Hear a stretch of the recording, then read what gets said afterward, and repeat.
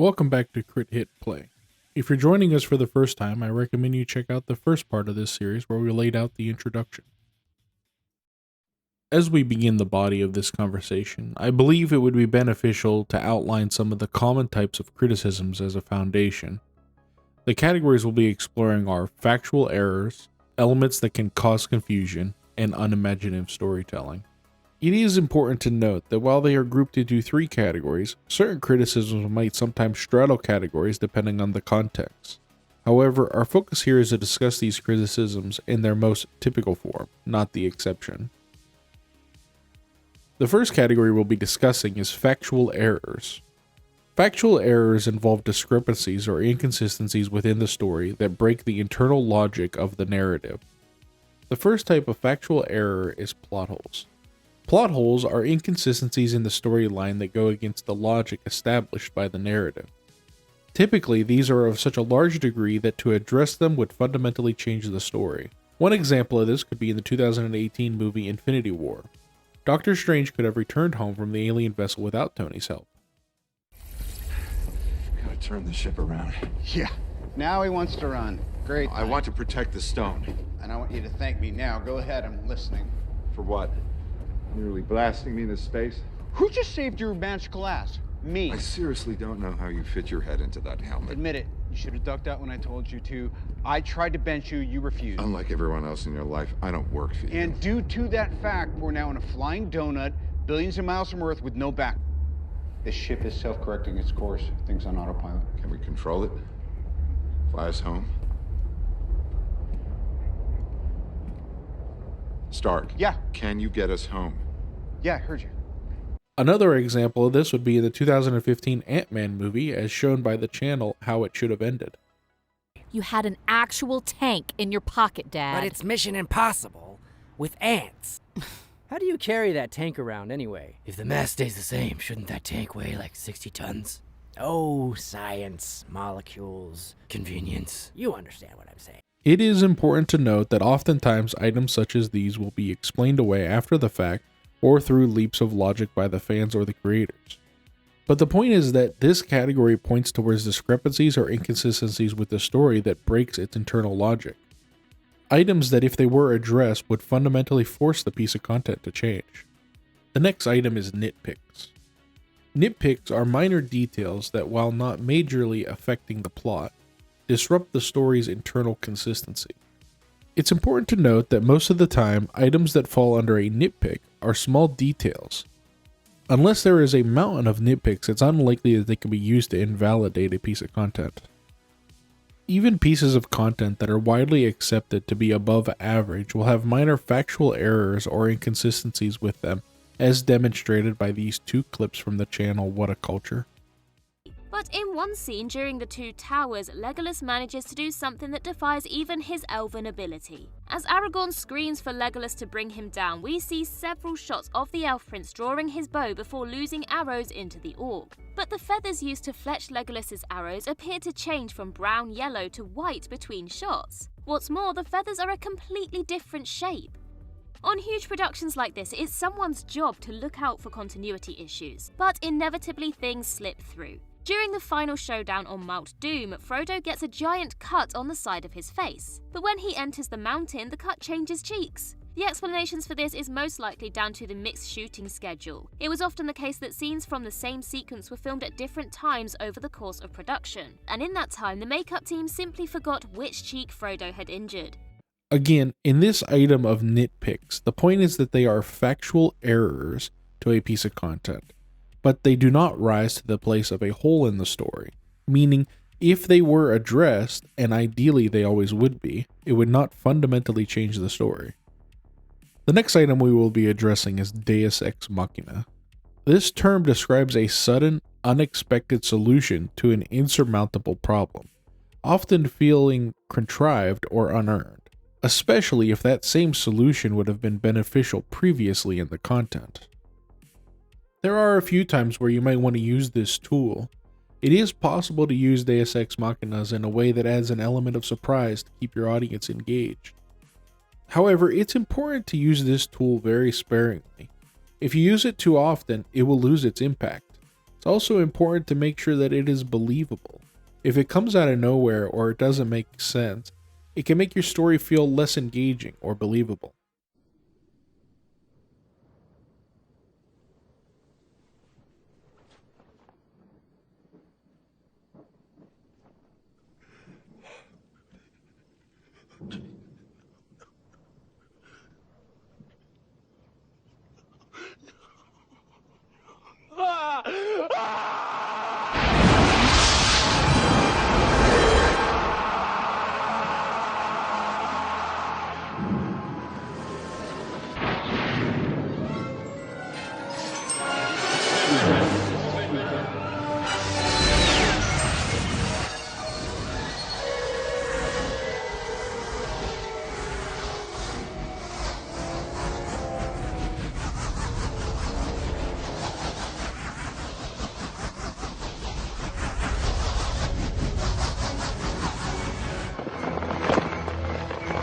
We're out of options, Mako! No! まだ方法が残ってる Sword deployment.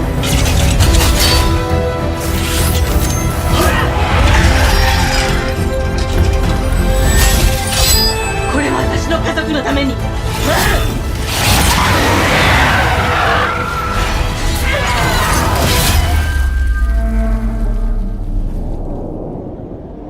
If a character is always saved by a suddenly developed new power just in time, a question of why should anyone care about the character's fate starts to be brought up. Later we will discuss inconsistent world building. While typically these two items can overlap, Deus Ex Machina is a plot device in which a seemingly unsolvable conflict is resolved by an unexpected and usually improbable event. It is often used as a way to wrap up a story quickly or to introduce a new element that changes the course of the story. The last item we'll be addressing under the factual errors category is retcons. Retcon is short for retroactive continuity, and it's a literary device where established facts in the plot are adjusted, ignored, or contradicted in later works. While retcons can be used to resolve plot holes or inconsistencies, or to introduce new elements to a story, they can also disrupt the reader's suspension of disbelief. This change contradicts previously established facts and can be considered an error. The acceptance of retcons can be subjective though, with some readers finding them disruptive and immersion breaking.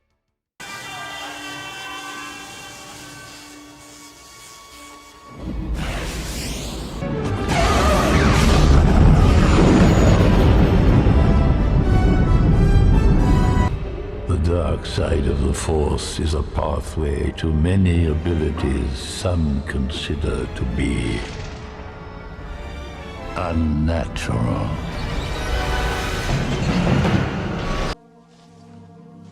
How did my father die? A young Jedi named Darth Vader, who was a pupil of mine until he turned to evil, helped the Empire hunt down and destroy the Jedi Knights. He betrayed and murdered your father. Obi-Wan never told you what happened to your father. He told me enough. He told me you killed him. No. I am your father.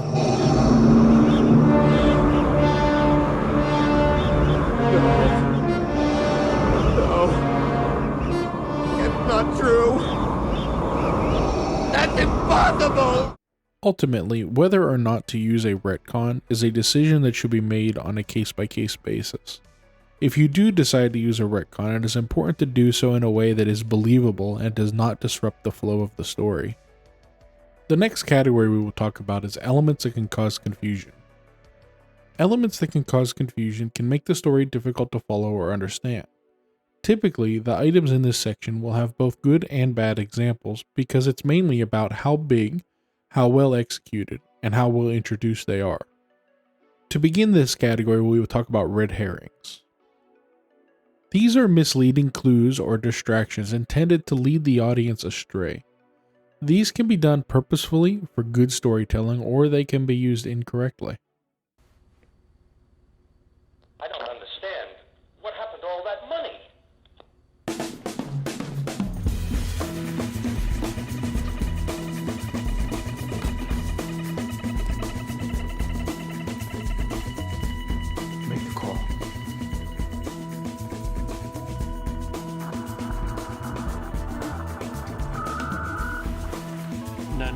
emergency response. Night goggles on. Clear. Ready to cut power.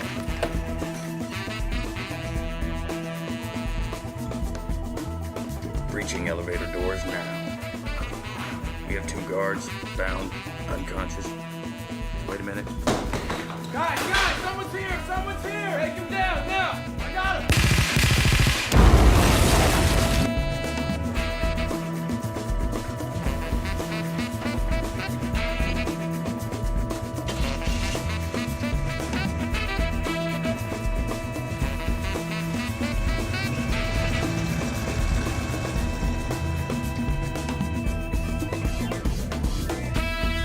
The next item would be inconsistent world building. Inconsistent world building often involves the creation of a fictional world that is inconsistent or not fully fleshed out, leading to confusion. If the changes to this world is surprising, then it can cause frustration. To a very large degree, the acceptance of world-changing items is based off of execution. Let's go.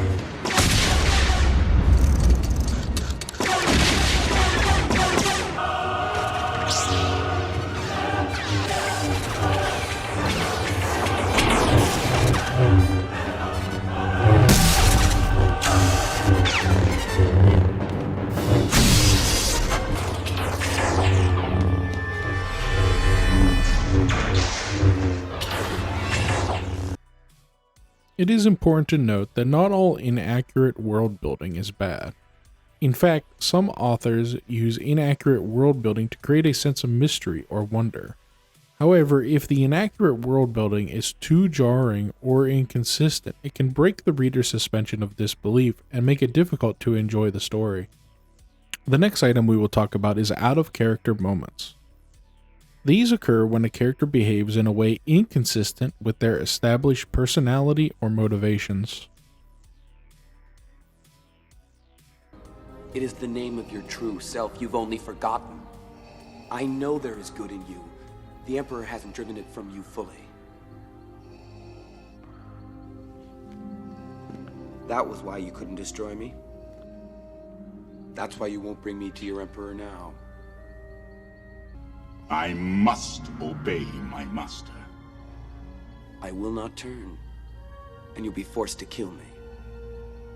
If that is your destiny. Search your feelings, Father. You can't do this. I feel the conflict within you. Let go of your hate. I sensed it building in him.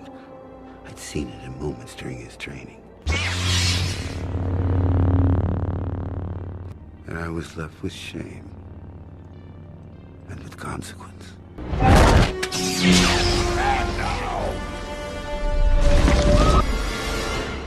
Out-of-character moments may not be considered factual errors because they can be used to great effect by writers to add depth and complexity to characters.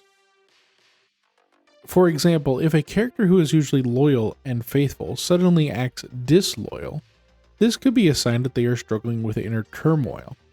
Or if a character who is usually brave and courageous suddenly acts cowardly or afraid, this could be a sign that they are facing a challenge that they are not sure how to overcome. Of course, out-of-character moments can be used poorly. If they are not handled carefully, they can break the suspension of disbelief and alienate the audience. But when they are handled well, they can be a powerful tool for the creators to make more complex and believable characters. The next type of criticism that we'll be discussing in this category is unresolved plot threads. Unresolved plot threads are storylines that are introduced but never resolved. They can be purposefully implemented to create suspense, depth, and complexity, or they can be accidental, leading to confusion and frustration. Unresolved plot threads can also give rise to additional content in different formats, such as comics, novels, or sequels, but their existence may still cause confusion for some audiences. Differentiating between well-executed, unresolved plot threads and those that stem from poor storytelling is key. Good examples include the mysterious briefcase in Pulp Fiction and the fate of previous ones in The Matrix. All of this leaves room for interpretation or sequels. However, unresolved plot threads can also be problematic when they appear to be accidental or forgotten, such as Toto's fate in The Wizard of Oz. The distinction between purposeful and seemingly accidental unresolved plot threads is crucial for maintaining audience engagement and satisfaction. Note that unresolved plot threads in TV series that are cut short are not the focus here. It's essential for creators to be intentional in using unresolved plot threads and ensuring they serve a purpose rather than being a result of oversight or indecision. Now we will move on into our final category of types of criticisms: unimaginative storytelling. Unimaginative storytelling mechanics are storytelling devices that, while not inherently bad, can be perceived as overused, predictable, or lacking in originality. As we have moved through these categories, we have been getting further and further away from things that can be stated as factual errors in content. I will not be providing specific examples for these next couple of items, only general ones. The reason being, if I was to provide specific examples, I would need to follow them up with my reasoning as to why I feel that they are legitimate criticisms, and that is not something that I want to handle in this video. I will be taking care of that in a future video. The first item in the unimaginative storytelling mechanic section is a Mary Sue or a Gary Stu. A Mary Sue or a Gary Stu is a character who is excessively perfect or competent, often to the point of being unrealistic. They rarely face any meaningful challenges or growth. They are oftentimes the center of attention and are loved by everyone they meet. They are also typically very attractive and have lots of power or talent. For example, a Mary Sue might be a young woman who is beautiful, intelligent, and talented. She is also kind and compassionate, and always knows what to do. She is the leader of her group of friends and is always the one who saves the day. She never makes mistakes and is always successful.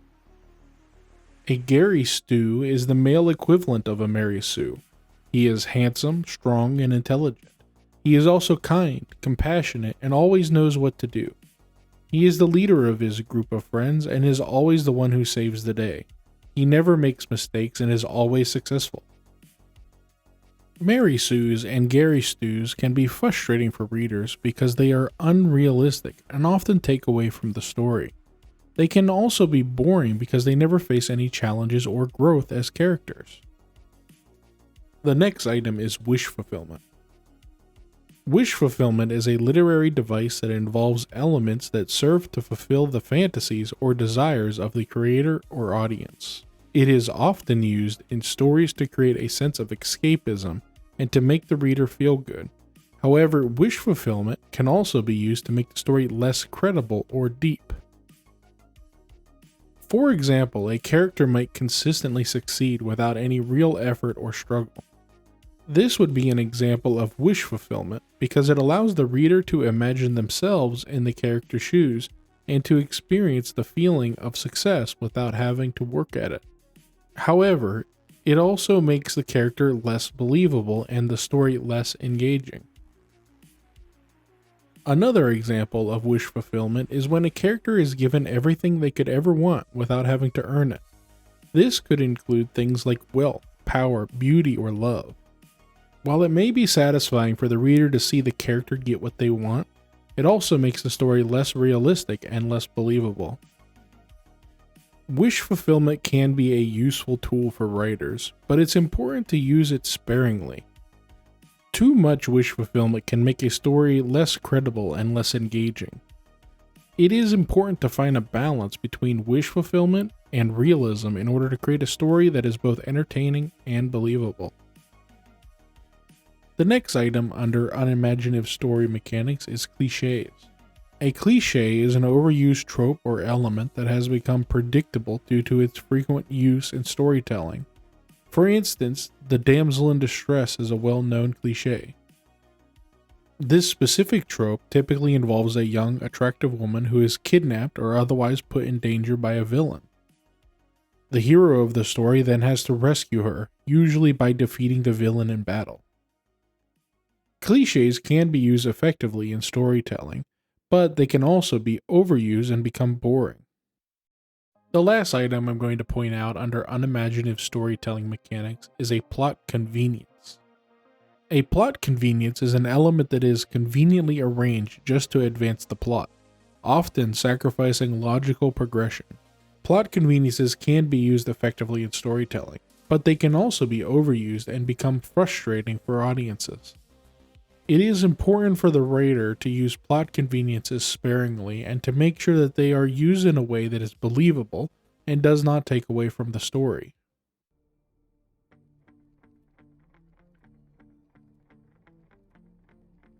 Hi again, and thank you for joining me. I'm really excited to be sharing this series with you, and I hope you'll find it helpful and informative. I'll be releasing new videos as they are completed, and if you have any questions or comments, please feel free to leave them below. I always enjoy hearing constructive criticism. Thanks again for watching, and I'll see you next time.